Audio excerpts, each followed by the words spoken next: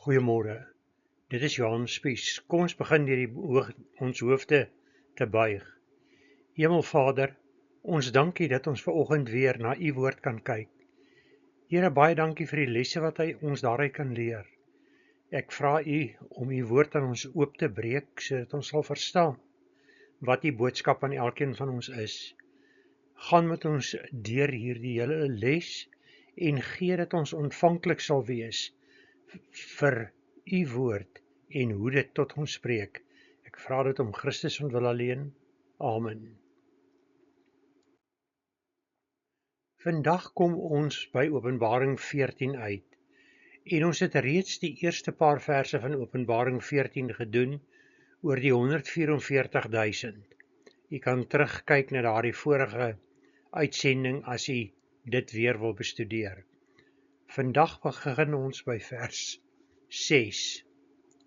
So kom ons lees Openbaring 14 vanaf vers 6. En ek het 'n ander engel in die middel van die lug sien vlieg, met 'n ewige evangelie om te verkondig aan die bewoners van die aarde en aan alle nasies en stamme en tale en volke.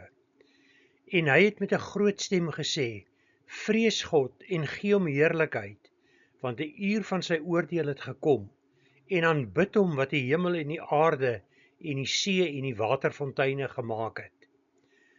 Weer word hier vir ons beklemtoon dat God die skepper is. Dit is die skepper God, en daarom moet ons hom aanbid. Ekskuus tog. Maar die interessantheid wat ons kry, is dat deur die eeue heen het God van mense gebruik gemaak om sy boodskap te verkondig. En hier kom ons aan die einde van die tyd, en nou word 'n engel gebruik om hierdie boodskap uit te dra. Want hierdie engel praat met die mensdom oor die aarde. En dit gebeur omdat daar so nood is. Dit is die laaste paar sekondes van die menslike bestaan. En daarom bring die engel nou die boodskap dat die mens God moet aanbid. En wat maak die mens? Ons gaan nou, as ons verder hier kyk, sien hoe die mens optree.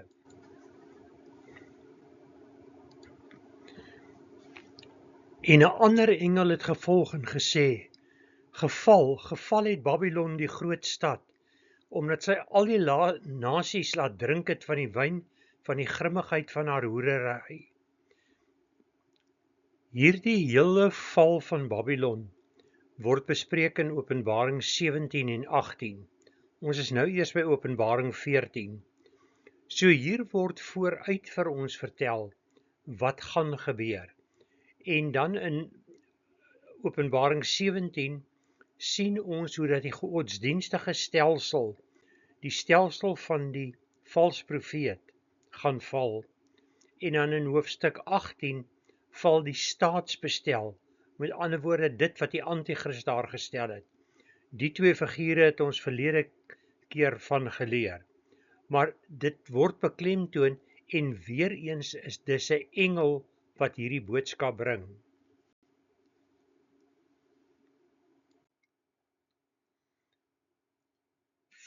Ons lees verder van vers 9 af. En 'n derde engel het hulle gevolg en met 'n groot stem gesê: As iemand die dier en sy beeld aanbid, en 'n merk op sy voorhoof of op sy hand ontvang. Ons het verlede keer ook van hierdie merk gepraat. Maar hier is dit nou 'n engel wat die boodskap verkondig. En sê dat as jy die merk ontvang het, dan sal jy ook drink van die wyn van die grimmigheid van God, wat ongemeng, met ander woorde onverdund, dit is die volle grimmigheid van God, wat ingeskink word in die beker van sy toorn, dit sal jy ontvang. En jy sal gepynig word met vuur en swaal, voor die heilige engele en voor die lam. Met ander woorde, jy's op pad hel toe, as jy dit doen. Engele bring hierdie boodskap. Maar wat maak die mens? Reageer die mens hierop en kom die mens tot inkeer? Soos ons verder gaan, sal u sien dat die mense hulle selfs nie steur aan hierdie boodskappe wat van die engele afkom nie. En die rook van hulle pyniging gaan op tot in alle ewigheid. Met ander woorde, die hel is vir ewig. Dit is nie 'n tydelike straf wat weer gaan stop op 'n stadium nie.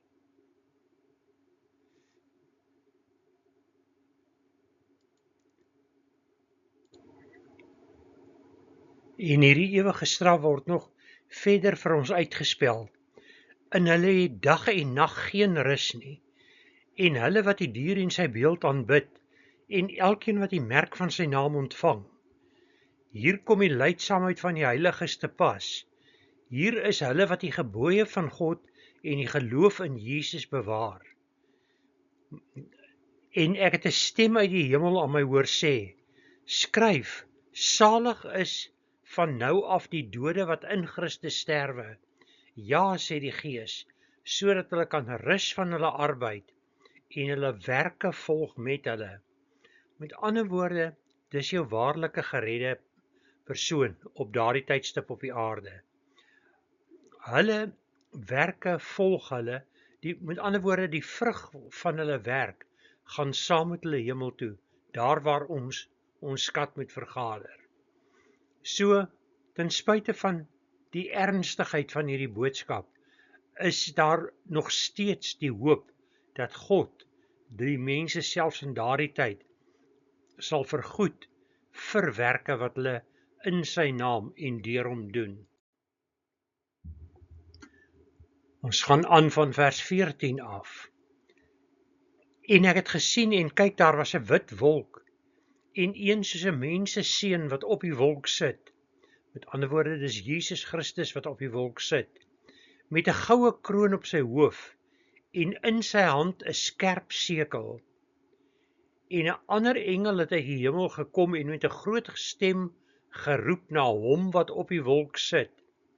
Slaan u sekel in en maai, want die uur het vir u gekom om te maai, omdat die oes van die aarde oorryp geword het. En hy wat op die wolk sit, het sy sekel oor die aarde laat gaan, en die aarde is afgemaai. Ek gaan 'n bietjie meer oor hierdie gedeelte sê na die einde van vandag se boodskap. Maar met ander woorde, daar kom 'n oestyd. En daardie oestyd is nie net die goeie oes wat ingesamel is nie. Onthou die gelykenis wat Jesus vir ons vertel het van die man wat die goeie saad geplant het, maar in die nag het sy vyand gekom en onkruid tussen dit gesaai. En toe het Jesus gesê, sy mense moet nie die onkruid uittrek nie. Hulle moet dit laat staan tot dit ryp is, want dan herken jy wat is onkruid en wat is die werklikheid. En eers op daardie stadium sal hulle geskei word van mekaar. En dit is waar die punt waarby ons nou hier uitkom.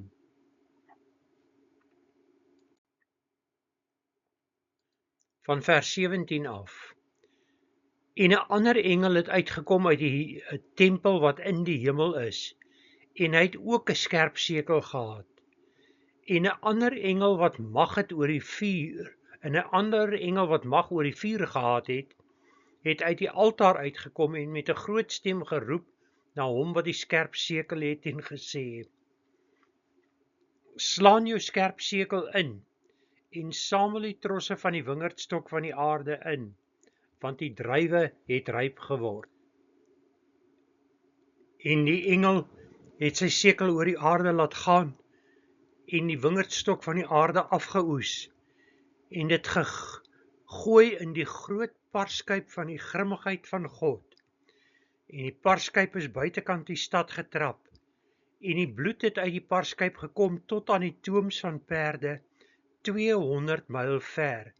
Met ander woorde ongeveer 320 kilometer ver. So dit waarvan hier gepraat word, hierdie oes wat ingesamel word, God gaan tog nie die gelowige in die parskyp gooi, in die parskyp van die grimmigheid gooi nie. So hier word oor ongelowiges gepraat. Die tyd het gekom dat daar geoes moet word, en daar word nou onderskeid gemaak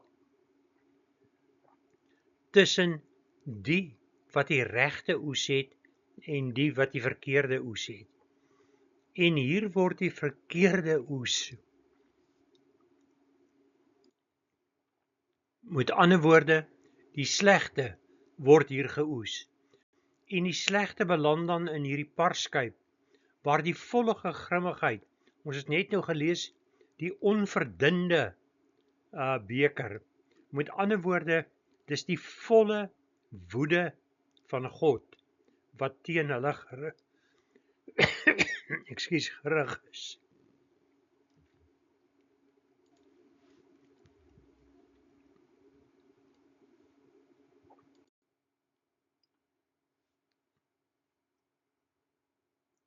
Ons is geneig om hierdie gedeelte heel dikwels verkeerd te verstaan. Ons lees byvoorbeeld in Johannes, sê julle nie, dis nog 4 maande, dan kom die oes nie. Kyk, ek sê vir julle, slaan julle oë op en aanskou die lande, dat hulle al wit is vir die oes. Nou as jy iets weet van boerdery, 'n oes is nie wit nie. 'n oes is 'n vaal bruinerige kleur.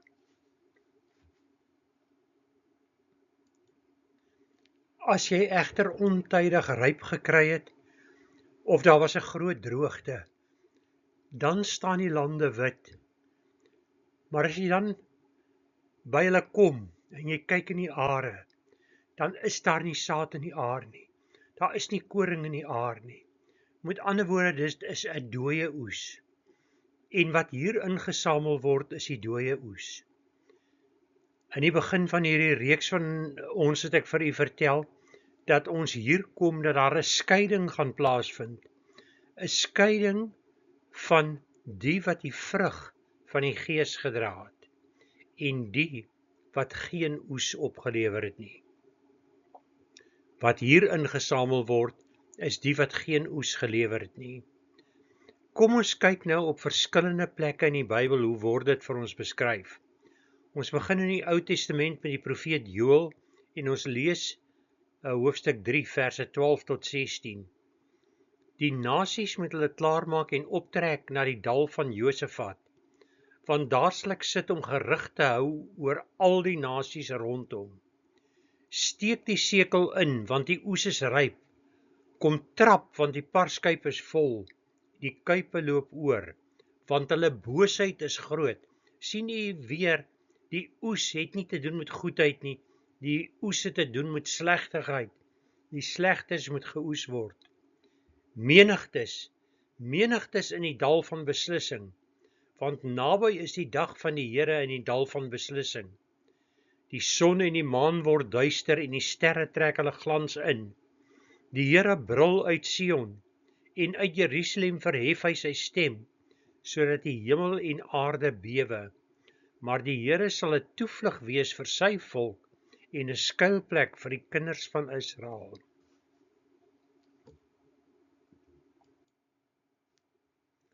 Wat hiervan gepraat word, is aan die einde van die tyd.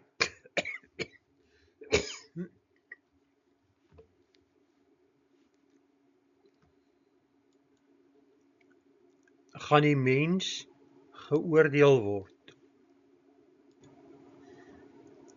En die volke gaan geoordeel word op die wyse wat die volk, God se volk, Israel behandel het. Daarmee sê ek nie dat die Jode hemel toe gaan nie. Die Bybel vertel immers vir ons dat 2/3 van die Jode gaan sterf tydens die verdrukking, maar dat die derde wat oorbly gered gaan word. Dit word op so 'n manier gestel dat dit vir ons lyk asof die 2/3 wat gaan sterf nie die hemel gaan bereik nie. Maar ons as volkere van die wêreld gaan beoordeel word op grond van hoe ons teenoor Israel opgetree het. Het ons Israel probeer help? En let wel, ons help hulle nie as ons nie onder hulle die boodskap van die evangelie verkondig nie. In Paulus word dit beskryf dat die taak aan ons opgedra is, dat ons hulle moet vervul met afguns oor die wyse waarop God met ons werk. Ons moet hulle aanwek tot jaloesie, dat hulle Jesus Christus moet begin soek. Dit is hoe ons teenoor hulle moet optree. So as jy uit 'n land kom, waar jou land Israel verwerp, waar jou land ontken, dat die mense wat tans in die land Israel woon, die Jode is, dat dit God se volk is. As jy ontken dat die Here hulle bewaar het deur al die eeue, dan veroordeel jy jouself basies, want jy moet vir hulle intree en jy moet God se woord aan hulle verkondig. Kom ons kyk 'n bietjie verder. Hierdie is een van die uitsprake oor die eindtyd en van dinge wat daar gaan gebeur. Matteus 13 vers 14 tot 17 beskryf vir ons hoe die mens afdwaal, apostasia, hoe die mens pad gee van die woord van God af. En aan hulle word die profesie van Jesaja vervul wat sê, met die gehoor sal julle hoor en glad nie verstaan nie, en julle sal kyk en glad nie sien nie, want die hart van hierdie volk het stomp geword. Dit is Israel se hart wat stomp geword het. En met die ore het hulle beswaarlik gehoor, en hulle oë het hulle toegesluit, sodat hulle nie miskien met die oë sou sien, en met die ore hoor, en met die hart verstaan en hulle bekeer, en ek hulle genees nie. Met ander woorde, God weet van die toestand waarin sy volk is, maar hy het hulle nog nooit verwerp nie. Nêrens in die Bybel staan daar dat hy die Jode verwerp het nie. Maar nou kom mense met vervangingsteologie en sê die kerk het die Jode vervang in God se raadsplan. Hier word verder met ons gepraat. Maar julle oë is gelukkig omdat hulle sien, en julle ore omdat hulle hoor. Want voorwaar ek sê vir julle, baie profete en regverdiges het begeer om te sien wat julle sien, en het dit nie gesien nie, en om te hoor wat julle hoor, en het dit nie gehoor nie. Ons het die volle Bybel, ons het die volle evangelie van God. Maar nogtans is daar onder ons ook wat nie gelowig raak nie. Maar dit beteken nie dat ons hart moet verhard teenoor die Jood, omdat hy nie luister nie. Sy oë is gesluit en sy ore is gesluit, dat hy nie die boodskap moet hoor nie, maar ons moet aanhou om dit te verkondig. Dit is ons plig. En ons het reeds gesien van die 144.000 wat gaan getuig aan hulle, en ook die 2 profete wat vir hulle gaan vertel wat die waarheid is. Maar ons taak is om hulle te ondersteun en hulle te help so ver as wat ons kan. Ons kyk verder na hierdie wit oes wat op die lande lê.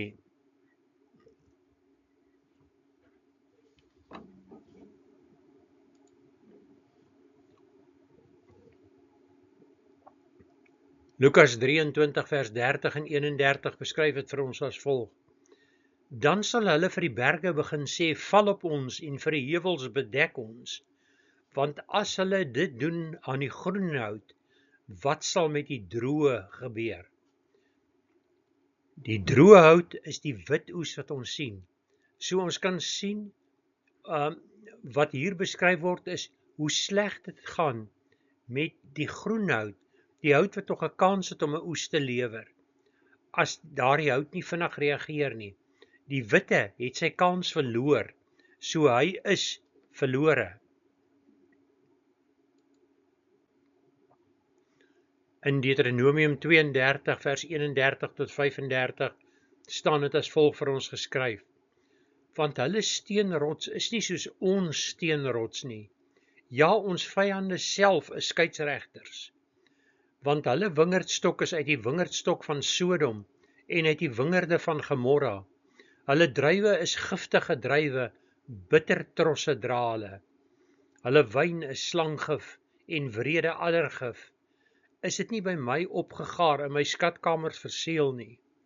My kom die wraak toe en die vergelding op die tyd as hulle voet sal wankel, want die dag van hulle ondergang is naby, en wat oor hulle beskik is, kom gou. Met ander woorde, God het reeds hier in die begin van die Ou Testament, in die Pentateug, reeds beskryf wat gaan gebeur. En ons is nou in die tyd wat hierdie dinge dan wel besig is om te begin gebeur.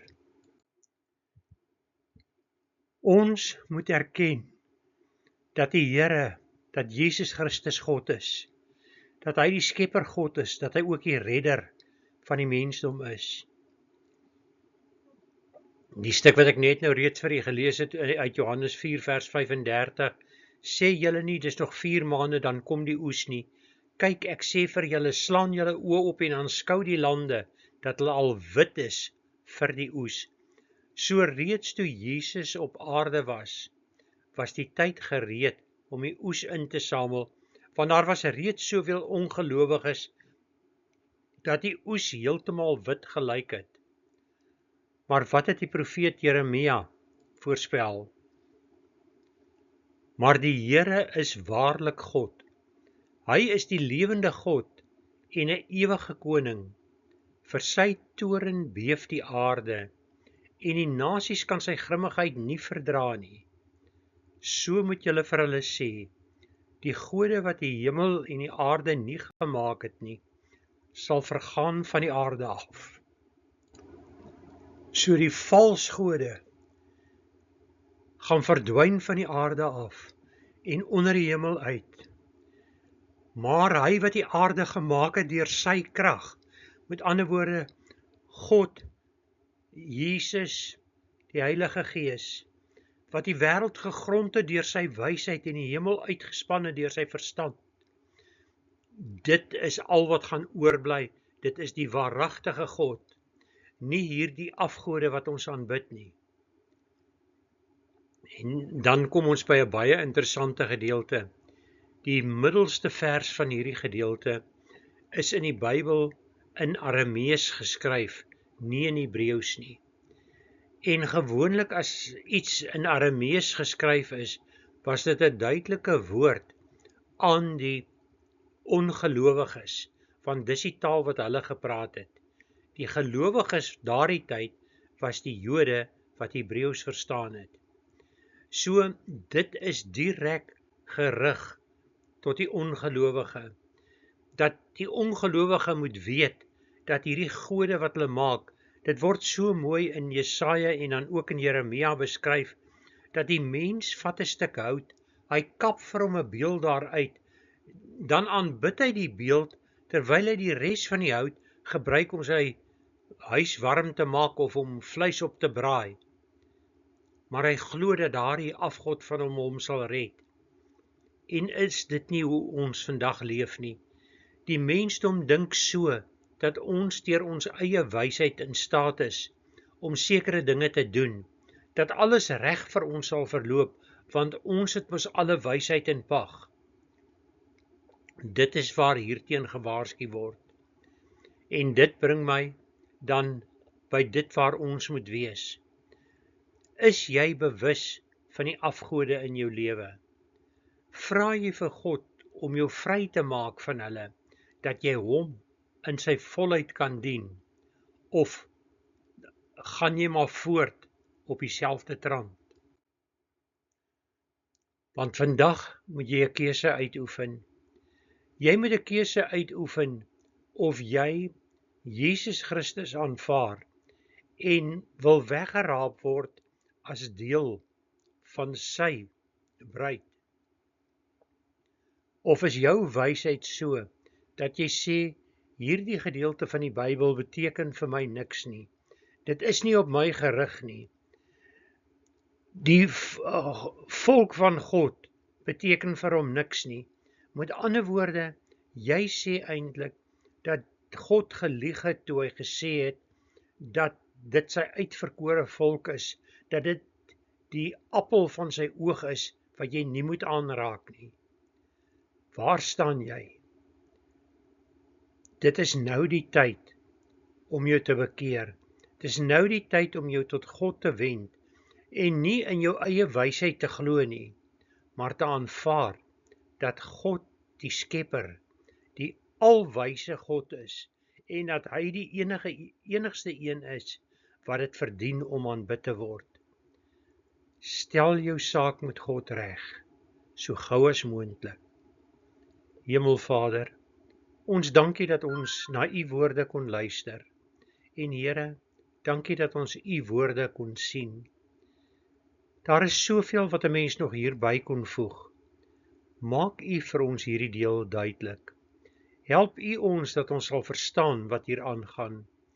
Gee dat ons sal ag gee op u woord, dat ons nie op ons eie wysheid sal steun nie, maar dat ons u sal volg in waarheid, dat ons u volk reg sal behandel, dat ons so sal leef, dat die lig wat van u uitstraal van ons af weerkaats sal word op hulle, om hulle aan te vuur, om u ook te dien. Here, dis 'n geweldige taak wat u vir ons gegee het, maar u kan ons ook die krag gee om dit wel te doen. U kan ons die geloof gee, dat ons sal die regte ding sal doen, dat ons nie ons geloof in u sal verloor nie. En Here, help ons dat ons nie in ons eie wysheid rondploeter nie, maar dat ons u wysheid sal aanvaar.